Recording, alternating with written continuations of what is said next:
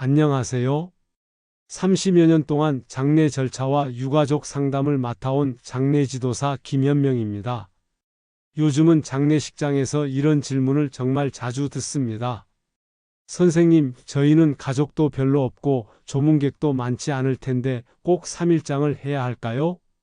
예전엔 너무나 당연했던 3일장이 이제는 가족끼리 조용히 치르는 가족장이나 1일장으로 바뀌고 있습니다. 특히 코로나 이후 가족장, 1일장 문의가 꾸준히 증가하고 있습니다. 단순히 비용 때문일까요? 아니면 장례 문화가 정말 달라지고 있는 걸까요? 오늘은 3일장에서 1일장으로 바뀌고 있는 이유와 특히 많이 헷갈려 하시는 1일장, 2일장, 무빈소 가족장에 대해 그 차이와 실제 진행 절차, 그리고 어떤 경우에 어떤 방식을 택하면 좋은지 현장 사례를 중심으로 쉽게 풀어드리겠습니다. 오늘 영상을 끝까지 보시면 우리 가족은 물론 내 마지막을 어떻게 준비해야 할지 조금 더 분명해질 겁니다. 지금 바로 구독과 좋아요를 눌러주세요. 또한 이런 고민을 하고 있는 지인들에게도 공유해 주세요. 30년 전만 해도 대부분의 장례는 집에서 치렀습니다. 거실에 상을 차리고 이웃과 친척들이 모여 음식을 나르고 밤을 새웠죠. 마을 사람들은 함께 국을 끓이고 상주는 손님을 맞으며 고마움을 전했습니다. 그 시절의 장례는 슬픔의 자리가 아니라 마을 전체가 함께하는 위로의 자리였습니다. 하지만 지금은 대부분 병원에서 임종을 맞고 장례식장으로 바로 옮겨지기 때문에 그런 풍경은 거의 사라졌습니다. 그런데 3일장이라는 형식 자체는 단순히 절차나 편의에서 비롯된 것이 아닙니다. 그 뿌리는 조선시대 유교 문화로 거슬러 올라갑니다. 당시 사람들은 숨이 끊겼다고 바로 죽음으로 단정하지 않았습니다. 혹시라도 혼이 머물러 있다가 돌아올 수 있다고 믿었기 때문에 사흘 동안 불을 끄지 않고 고인의 곁을 지키는 풍습이 생겼습니다. 그 시간은 단순한 기다림이 아니라 고인을 보내는 마음의 정리 과정이었습니다. 하루 만에 장례를 치르면 슬픔이 채 가시지 않은 상태에서 장지를 향해야 했기에 사람들은 사흘 동안 곁을 지키며 조금씩 이별을 연습하는 시간으로 삼았습니다. 그래서 저는 지금도 이렇게 말씀드립니다. 3일장은 죽은 이를 위한 게 아니라 남은 이를 위한 시간입니다. 울고 나누고 기억하며 마음을 정리하는 그 과정이 장례의 본래 의미였죠. 그런데 지금의 장례는 많이 달라졌습니다. 집에서 가족과 이웃이 함께하던 장례가 이제는 병원과 장례식장 안으로 들어왔습니다. 대부분의 사람이 병원에서 마지막을 맞이하고 임종 직후 곧바로 장례식장으로 옮겨지기 때문에 집에서의 작별이나 이웃의 참여는 거의 사라졌습니다. 예전엔 상주가 직접 손님을 맞이하고 동네 어른들이 밤새 지켜주던 풍경이 있었지만 지금은 전문 인력과 행정 절차 속에서 장례가 가족의 일에서 서비스 과정으로 변했습니다. 요즘은 조문객이 줄고 가족 구성원 수도 적어지면서 빈소를 지킬 사람조차 부족해졌죠. 여기에 장례 비용 부담도 커졌습니다. 상조회사 비용, 화장장 예약, 장례식장 사용료까지 합치면 사흘을 유지하기가 쉽지 않습니다. 오늘날 우리가 말하는 3일장은 전통의 의미와는 조금 다릅니다. 현대식 3일장은 사망일을 포함해 총 3일 동안 장례를 치르는 방식을 말합니다. 보통 1일차에는 빈소를 차리고 2일차에는 입관을, 3일차에는 발인을 진행합니다. 즉, 첫날은 고인을 장례식장 안치실로 옮기고 빈소를 마련해 조문을 받는 시간입니다. 둘째 날에는 염습과 입관을 거쳐 성복제를 올리고 셋째 날 아침에는 발인을 진행한 뒤 화장장이나 묘지로 이동합니다.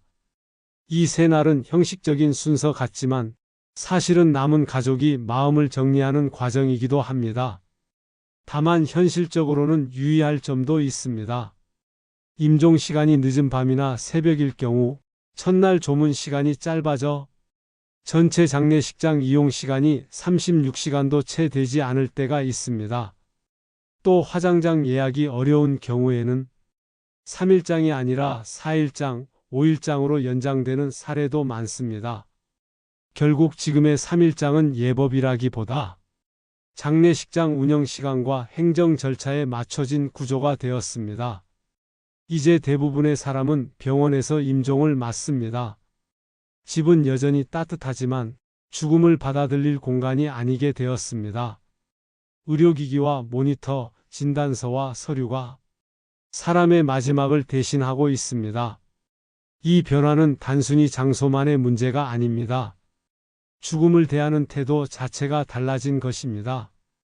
예전에는 가족이 중심이던 마지막 순간이 이제는 병원 시스템 안으로 들어왔습니다.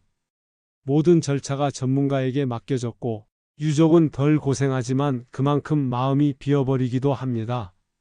더 안타까운 건 병원 행정이 장례의 시간을 결정하는 현실입니다.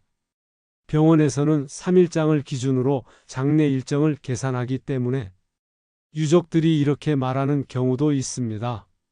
선생님, 차라리 새벽에 돌아가시면 좋겠어요. 밤에 돌아가시면 하루가 더 계산돼서 장례식장 사용료가 늘어나기 때문입니다. 이 말을 들을 때마다 마음이 참 무겁습니다. 죽음을 기다리는 시간마저 비용과 일정에 맞춰야 하는 현실. 그건 이미 장례가 예의가 아닌 절차와 행정으로 변해버린 모습이었습니다. 실제로 얼마 전에는 80대 어머니를 모신 세 남매가 있었습니다.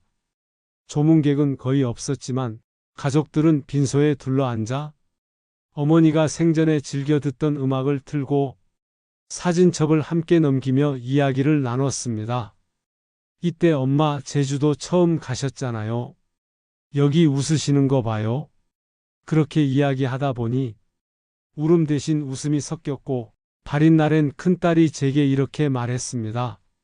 선생님, 오늘 어머니를 정말 잘 보내드린 것 같아요. 저는 그 말을 아직도 기억합니다. 많은 사람이 오지 않아도 가족이 진심으로 함께하면 그게 가장 따뜻한 장례가 됩니다. 예전처럼 3일 동안 빈소를 지키는 문화는 점점 줄고 있습니다.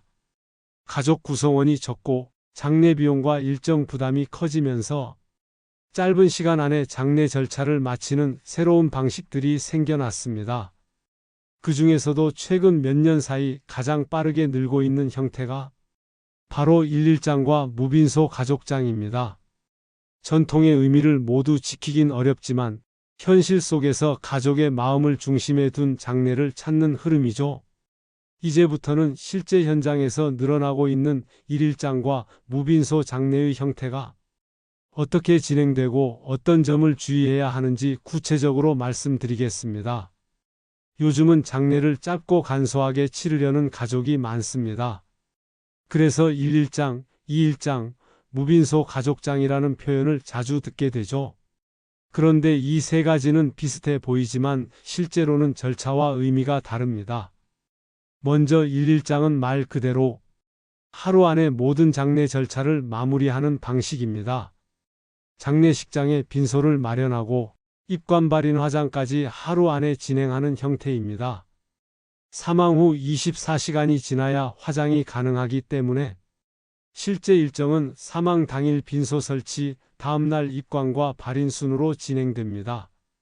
행정적으로는 1일장이라는 공식 용어는 없고 실제 절차상은 1박 2일 일정의 2일장 형태로 운영된다고 보시면 됩니다. 1일장은 짧지만 조문과 작별의 형식을 모두 갖춘 간소화된 장례입니다. 이런 방식은 바쁜 현대인의 생활과 경제적 여건에 잘 맞습니다. 장례식 기간이 짧아지면 장례식장 대여비, 식사비용품비 등 부대 비용이 크게 줄고 유족의 체력적 부담도 훨씬 덜어집니다. 실제로 장례 전문 업체 조사에 따르면 3일장보다 30-40% 정도 비용이 절감되는 경우가 많습니다. 하지만 단점도 있습니다. 모든 절차를 하루 안에 마치다 보니 먼 곳에서 오는 친지나 조문객이 참여하기 어렵고 충분한 추모의 시간이 짧다는 점입니다. 반면 무빈소 가족장은 조금 다릅니다.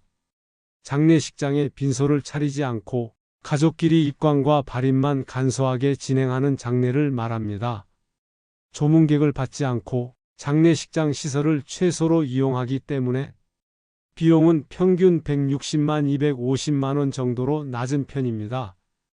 다만 일부 장례식장은 무빈소 장례를 허용하지 않거나 추가 비용을 요구하는 경우도 있으므로 사전 확인이 필요합니다.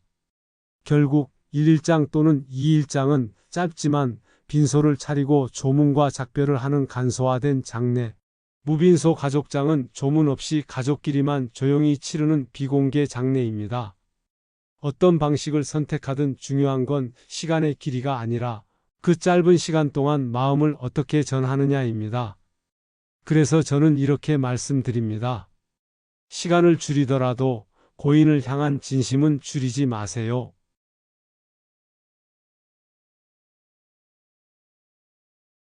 이제부터 1일장을 택한 가족들의 실제 사례를 통해 어떤 장점과 한계가 있는지 말씀드리겠습니다. 예전엔 집문을 닫으며 이제 정말 가셨구나 라고 중얼거렸습니다. 이웃이 함께 울어주고 음식을 나누며 추억을 이야기했습니다. 그렇지만 지금은 병원 장례식장 엘리베이터 앞에서 특실로 하시겠습니까? 로 시작합니다. 모든 게 기계처럼 흘러가죠. 유족은 슬픈데 슬퍼할 틈이 없습니다. 죽음이 너무 빨리 정리되고 있습니다. 효율성 속에서 감정이 사라진 건 아닐까? 늘 그런 의문이 듭니다. 그래서 저는 장례를 준비하는 분들께 이렇게 말씀드립니다. 시간이 짧더라도 마음만은 충분히 보내드리세요. 조문객이 없어도 괜찮습니다. 가족끼리 고인을 바라보며 이야기하세요. 그게 진짜 작별입니다. 요즘 장례식장은 예전보다 훨씬 조용합니다. 조문객이 줄었고 가족끼리만 모여 작게 치르는 경우가 많습니다. 겉보기엔 쓸쓸해 보일 수도 있지만 저는 그 안에서 진심을 봅니다. 요즘 조문객의 대부분은 고인의 지인보다 자녀의 친구나 직장 동료입니다. 정작 고인을 아는 사람은 많지 않죠. 고인이 고령일수록 친구들은 이미 세상을 떠났거나 몸이 불편합니다. 젊은 세대로 갈수록 자녀가 한두 명뿐이라 예전처럼 인맥이 넓지도 않습니다. 그래서 요즘 장례식장에서는 이런 말이 자주 들립니다. 괜찮아요. 그냥 우리끼리 보내드릴게요. 그 한마디가 지금 시대의 장례를 상징합니다. 조문이 줄어드는 건 냉정함 때문이 아니라 위로의 방식이 바뀌고 있다는 신호입니다. 사람들은 형식적인 방문보다 진심 어린 연락과 마음의 표현을 원합니다. 장례의 중심이 관계의 수에서 마음의 밀도로 옮겨가고 있습니다. 한 번은 80대 어머니를 모신 사남매가 있었습니다. 아무도 부르지 않겠습니다. 우리들끼리 어머니 곁에 있고 싶어요. 그들은 정말 조용히 음악을 틀고 사진첩을 넘기며 이야기를 나눴습니다. 이때 엄마 제주도 처음 가셨잖아요. 여기 웃으시는 거 봐요. 밤이 깊을수록 눈물 대신 웃음이 섞였습니다. 발인을 마치며 큰 따님이 말했습니다. 선생님, 오늘 어머니를 정말 잘 보낸 것 같아요. 그 말에 저는 고개를 끄덕였습니다.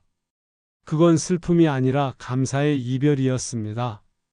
또 한 번은 혼자 사시던 80대 어르신의 장례를 맡았습니다. 조문객은 아무도 오지 않았습니다. 대신 그분이 평생 다니던 동네 미용실 원장이 조용히 찾아와 이분은 늘 미소가 따뜻한 분이었어요. 라며 향 하나를 피웠습니다. 그 한 줄기 연기 속에서 저는 느꼈습니다. 장례는 사람 수가 아니라 마음의 무게로 완성된다는 걸요. 누가 오고 가지 않느냐보다 누가 그분을 기억하고 있느냐가 더 중요하다는 걸 말입니다. 빈소가 비어도 괜찮습니다. 마음이 가득 차 있다면 그것이 진짜 장례입니다. 이 변화의 흐름을 상징적으로 보여준 사례가 있습니다. 바로 방송인 이영자 씨였습니다. 그녀는 어머니의 장례를 가족끼리만 조용히 치렀습니다. 많은 사람들이 놀랐지만 그 결정은 충분히 이해할 만했습니다. 이영자 씨는 이전에 아버지의 장례를 치를 때 정신이 없고 소모적인 경험을 했다고 말했습니다. 조문객을 맞이하느라 정작 부모와의 마지막 시간을 제대로 보내지 못했던 아쉬움이 컸던 것이죠. 그래서 어머니의 장례만큼은 고인의 뜻에 따라 가족끼리 조용히 진심으로 작별하고 싶었다고 했습니다. 유명 인물임에도 보여주기식 장례가 아닌 가족 중심의 방식을 택한 그 결정은 많은 이들에게 장례의 본질은 무엇인가를 다시 생각하게 만든 계기가 되었습니다. 화려함보다 진심을 택한 그 선택은 요즘 늘어나는 가족장과 일일장의 흐름과 닮아 있습니다. 많은 분들이 말합니다. 그래도 장례는 3일은 해야지, 그래야 예의지. 하지만 저는 수천 번의 마지막을 함께하면서 이렇게 생각하게 됐습니다. 예의는 시간의 길이가 아니라 마음의 진심에서 옵니다. 요즘은 하루 만에 조용히 치르는 일일장을 택하는 가족이 늘고 있습니다. 조문객을 맞이하느라 지쳐있던 과거의 3일장이 이젠 타인을 위한 행사로 변했기 때문입니다. 반면 하루의 장례는 짧지만 고인의 삶을 돌아볼 시간이 됩니다. 남편을 떠나보낸 한 아내분이 말했습니다. 3일 동안 손님 맞을 힘이 없어요. 남편이 좋아하던 음악을 틀고 조용히 보내드리고 싶어요. 그 장례는 단 하루였지만 가장 따뜻한 시간이었습니다. 눈물 대신 감사의 말이 오갔고 이별이 아니라 마무리라는 걸 실감했습니다. 일일장은 시간을 줄이는 대신 마음을 더 깊게 씁니다. 형식보다 관계에 집중하고 남의 시선보다 고인의 뜻을 따릅니다. 짧다고 가벼운 게 아닙니다. 그건 오히려 농축된 이별의 시간입니다. 장례식장에서 상주들에게 고인은 어떤 장례를 원하셨나요? 라는 질문을 하면 안타깝게도 많은 가족이 이렇게 답합니다. 그런 얘긴 나눠본 적이 없어요. 죽음을 이야기하는 건 불길한 일이 아닙니다. 사랑하는 사람들에게 내가 원하는 마지막을 알려주는 일, 그게 진짜 준비입니다. 한 번쯤은 가족끼리 식탁에서 산책 중에 이야기해 보셨으면 합니다. 나는 병원보다 집에서 조용히 보내줬으면 좋겠어. 내가 좋아하던 찬송가 405장으로 날 보내줘. 삼배수에 말고 내가 아끼던 옷을 입혀줘. 그런 대화 하나가 남은 가족에게 큰 위로가 됩니다. 그게 바로 고인의 뜻이 되고 가족의 길잡이가 됩니다. 저는 현장에서 이런 두 가족을 자주 봅니다. 한쪽은 평소에 부모님과 마지막에 대해 대화를 나눈 분들이었습니다. 그분들은 장례식 날 슬픔 속에서도 차분했습니다. 어머니는 꼭 수목장을 원하셨어요. 이 노래를 좋아하셨죠? 그렇게 고인의 뜻을 따라가며 자연스럽게 작별했습니다. 짧았지만 후회가 없었습니다. 반면 아무런 이야기도 나누지 못한 가족은 달랐습니다. 누구 말을 들어야 할지 몰라 서로 의견이 엇갈리고 이건 아버지가 싫어하셨을 텐데 하며 결정할 때마다 미안함과 혼란이 뒤섞였습니다. 형식은 갖췄지만 마음이 따라가지 못했습니다. 그 차이는 단순히 준비의 유무가 아니라 사랑을 미리 표현했느냐의 차이였습니다. 요즘은 사전장 내의향서를 작성하는 분도 많습니다. 그건 슬픈 예언이 아니라 마지막까지 나답게 살겠다는 선언입니다. 결국 장례는 끝이 아니라 삶을 완성하는 마지막 장면입니다. 그 장면이 따뜻하려면 미리 나눈 대화가 필요합니다. 그 대화가 곧 남은 가족에게 가장 큰 위로가 됩니다. 장례가 끝나고 조문객이 떠난 뒤 진짜 이별이 시작됩니다. 빈집에 남은 정적이 가장 힘든 순간입니다. 많은 분들이 말합니다. 장례식 때보다 지금이 더 힘들어요. 애도는 혼자 감당해야 하는 시간입니다. 울고 싶을 땐 울어도 됩니다. 눈물은 감정을 씻어내는 자연스러운 회복의 과정입니다. 억지로 참을 필요 없습니다. 애도는 망각이 아니라 다른 형태의 기억입니다. 그 사람이 앉던 자리, 듣던 노래, 남긴 말 한마디를 조용히 마음속에 옮겨두는 일입니다. 저는 종종 장례 후 몇 달 뒤 유족을 다시 만나 뵙습니다. 처음엔 아직도 집이 너무 조용해요. 라며 울먹이시던 분들이 어느새 이젠 그 사람 이야기를 웃으며 할 수 있어요. 라고 말씀하십니다. 그게 바로 애도의 끝이자 새로운 시작입니다. 가족끼리 고인의 물건을 함께 정리하고 손편지를 써서 나무함에 넣어두는 분들도 계십니다. 그렇게 하나씩 나누고 기억하면서 그리움은 고통이 아니라 사랑으로 남습니다. 요즘은 장례 후에 가족이 함께 추모 모임이나 편지 쓰기를 하기도 합니다. 그건 서로의 슬픔을 돌보는 공동의 치유입니다. 그런데 장례가 끝나면 마음의 정리뿐 아니라 현실적인 일들도 남습니다. 사망신고, 은행 계좌 해지, 국민연금이나 건강보험 정리, 상속과 유산 분배 등 꼭 해야 할 행정 절차들이 이어집니다. 많은 분들이 이 부분을 미루다가 어려움을 겪습니다.